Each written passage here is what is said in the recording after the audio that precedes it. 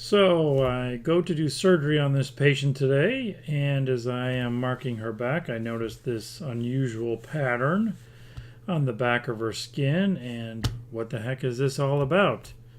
Well, we're going to explore that today. This is the Spine Doc, Dr. Phillip Esce, and welcome to another video on spinal problems. The condition is called erythema ab igne, or EAI.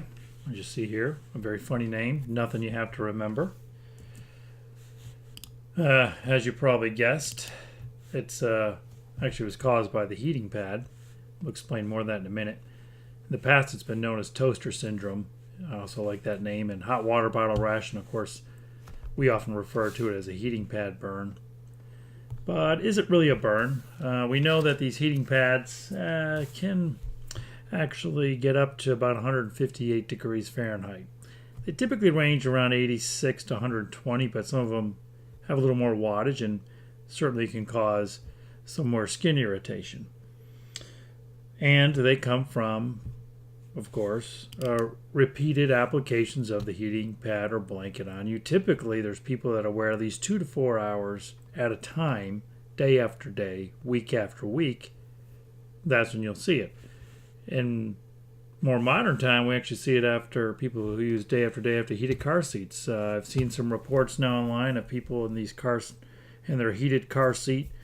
You drive into work for 2 hours at a time, sometimes more. They use it morning, night, and they do this day after day, week after week, month after month. And guess what? You look on their back of their legs, and they have that same sort of looking pattern to it. Also, we're seeing people now with the prolonged use of the laptop. You got a hot laptop, you keep it on your lap, and next thing you know, the front of your thighs look like that. So why does it happen? Is it a burn? Not really a burn. Not really a burn. It's not entirely known, but we know that the thermal radiation will cause a little bit of epidural damage, but some vasodilation, which leads to that hemosiderin deposit and gives you that funny, almost waffle type look to it. This hemosiderin stuff is what's in blood, sheds it out, it's dark in color, and discolors your skin there. So it causes like a hyperpigmentation.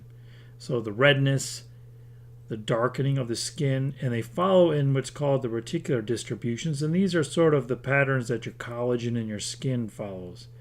It's not uniform, very irregular, sort of like a smooshed waffle pattern on your skin. So it follows right in those lines, causing again that hyperpigmentation and gives you that look. So it's not necessarily a burn like if you had a sunburn or you touched a hot stove, which will shed skin off. This sort of causes the hemosiderin that's in the blood, dark color, to be deposited throughout that area because of the thermal radiation. Now, does it cause cancer? It can. With prolonged use and continued abuse of the skin there, it will lead to a precancerous condition. And again, the cancer is rare, as I've written here. Here's a few types it can cause: squamous cell carcinomas, Merkel cell carcinomas, lymphomas. Again, very, very rare. I don't expect it to happen.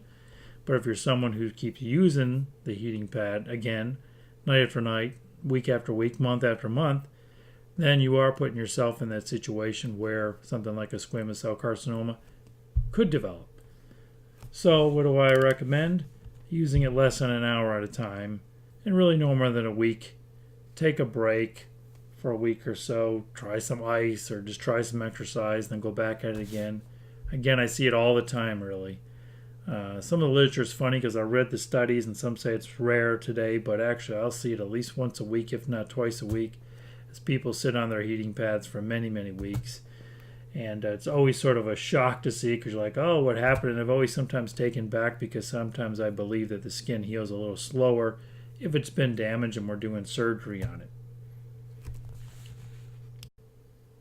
So be careful with those heating pads, especially when you're treating your low back pain.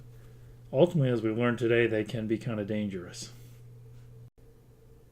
So if you like this video and you want to see more, subscribe to my YouTube channel or visit me at spinedoc911.com. Look forward to hearing from you.